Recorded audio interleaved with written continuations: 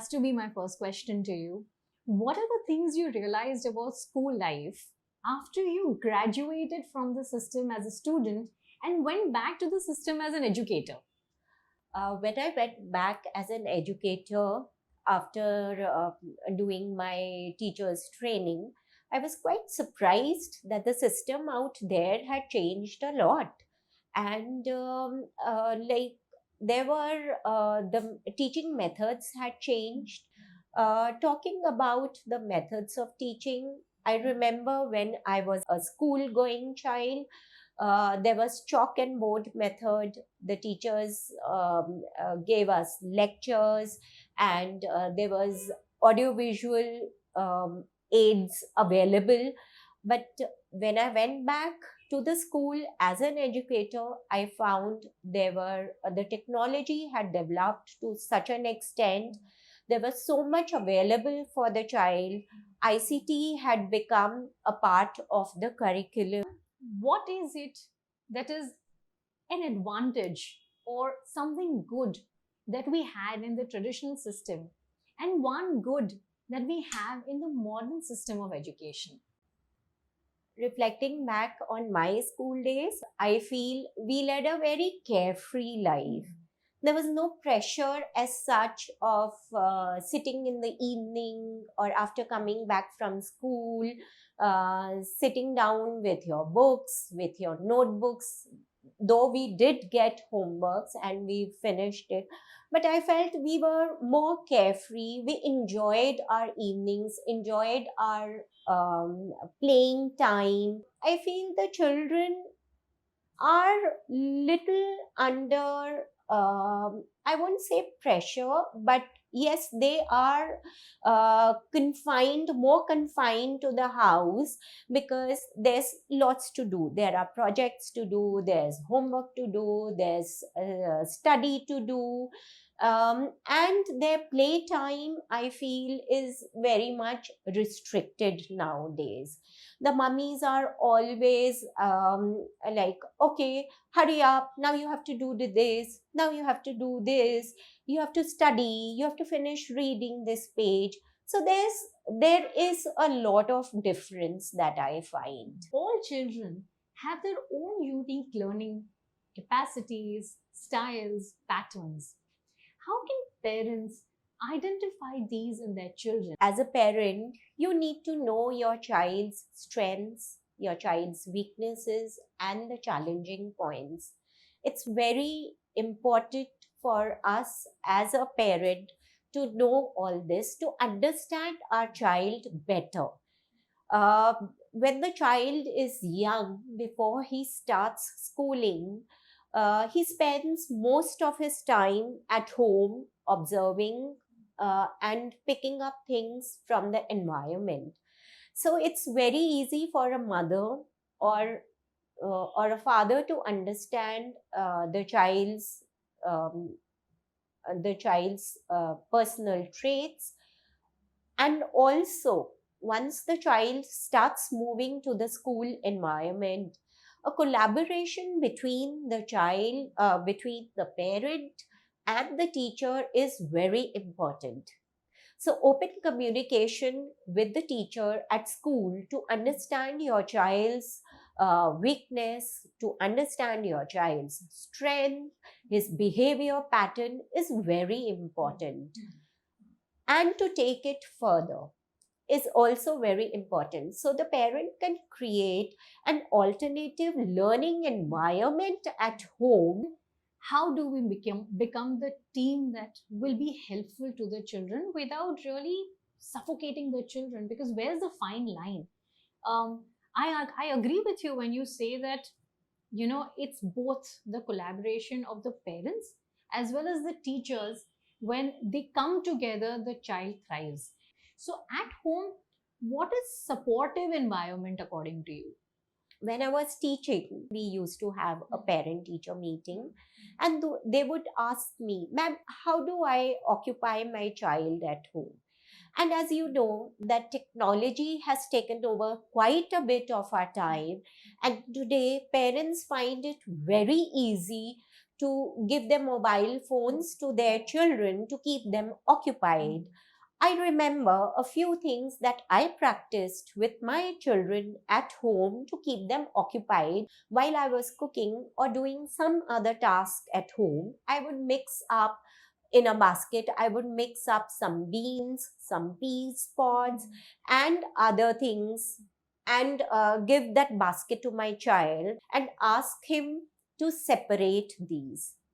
Now, you would ask me that, oh my God, will my child sit and do this? Yes. The first step to this is that you have to give time to your child at that particular point.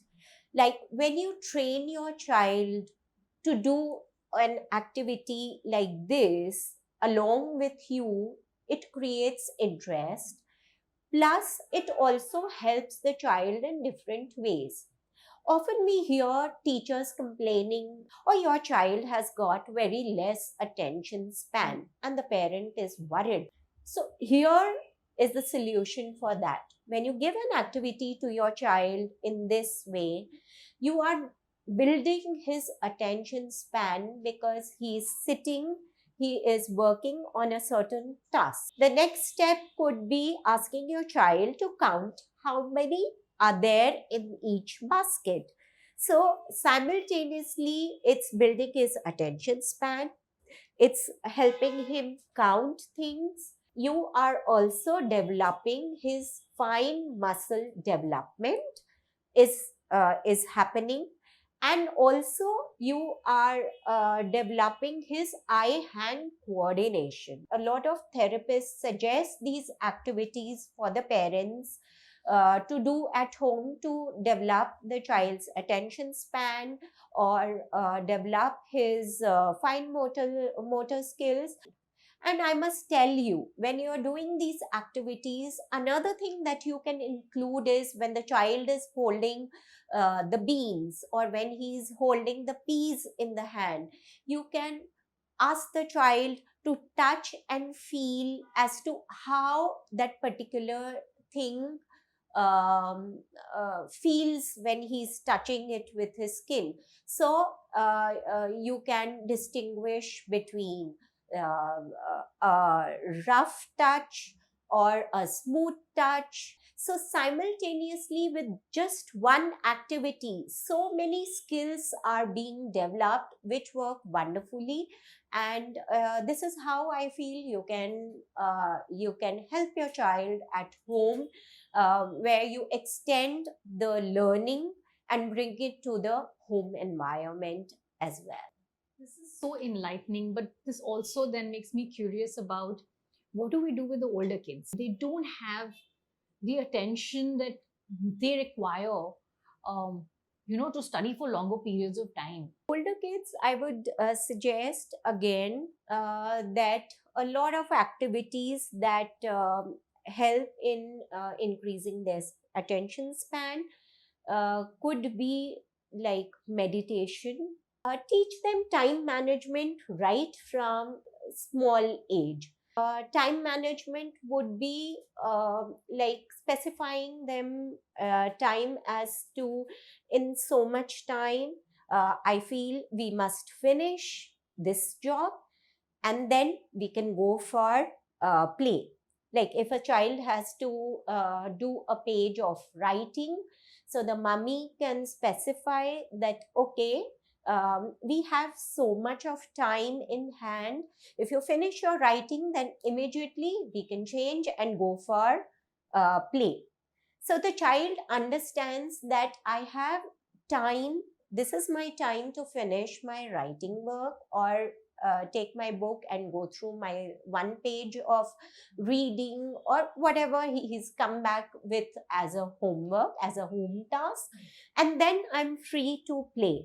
Otherwise, normally the children have the tendency to just be carefree about things, and they cannot do time management on their own.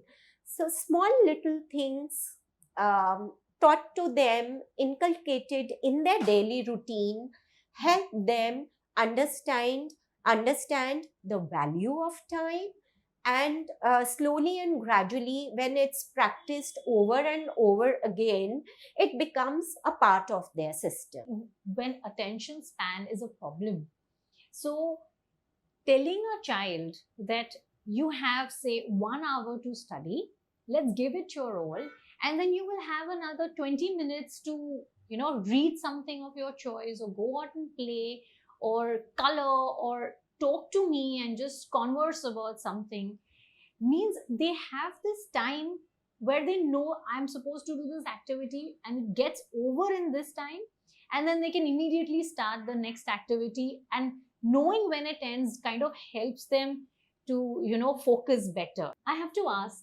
what is it about this generation that you find that is deeply unsettling or weird or strange, and we don't know anything about it? The reliance on technology for information, I find it very unsettling.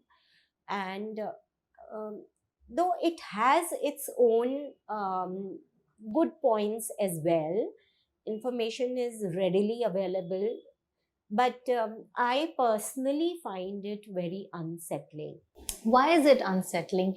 It is making information readily available to a lot of people who probably didn't have access to books or to, to schools. But now, if they are sitting at their home and they have internet and a computer, they can access books, they can access to sources of education information, and gain knowledge and gain the kind of diplomas or education that's required.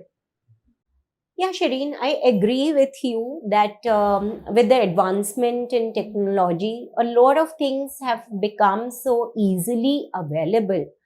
But at the same time, I feel when things are very easily available to the students or people in general, there is a sense of instant gratification that is coming in.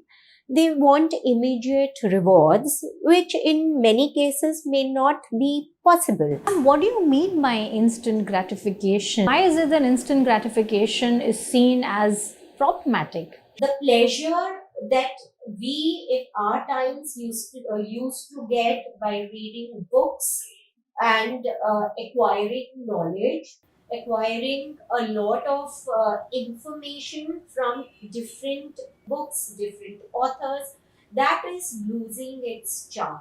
Certain topic is being given to a student to find information on, just at the click of the button they can go online and look for so many options to that particular topic, and quickly they can write down whatever to attempt a project or to answer a question. But if in today's day all the children are using technology to answer or to work on their research or to attend to their projects, the the value of reading, the value of going through different books is getting lost somewhere, I feel. So, what is happening is everything is readily available. Going through different books, reading through books, understanding the concepts has become like diminishing, and the value of reading is also getting lost somewhere. I remember in our times when we had to search for answers to certain questions. So we would go to the school library or the college library, remove books of different authors, compile everything together, and then present the answer. So each one understanding the topic in their own way would present. So there was a variety that was coming in from our writings. Wherein today, since everything is available online, you would find most of the answers being similar when we sit and read the answer scripts of the children. So where is that innovation, that creativity going to come when everything is readily available at the click of a button? I remember in our days, our school teachers would encourage us to read novels written by Enid Blyton, Agatha Christie. I was very regular in reading Famous Five. Reading those books not only gave me a good hand over English as a subject, exposure to different words, developing my vocabulary, and reading definitely it helped me in building up answers for my questions also. So now when I see everything readily available on the net, they are just copying everything that is available because they think that's the only answer. But when you go through different books to find your answers, you get a lot more information than you actually are looking at. Then you can compile things together to have a unique answer of yourself. Although I see your point, but I still want you to help clarify why opening so many tabs is not as beneficial than having as many books or tangible resources in front of us. Tell me one thing, Shireen. You give me a topic to work upon.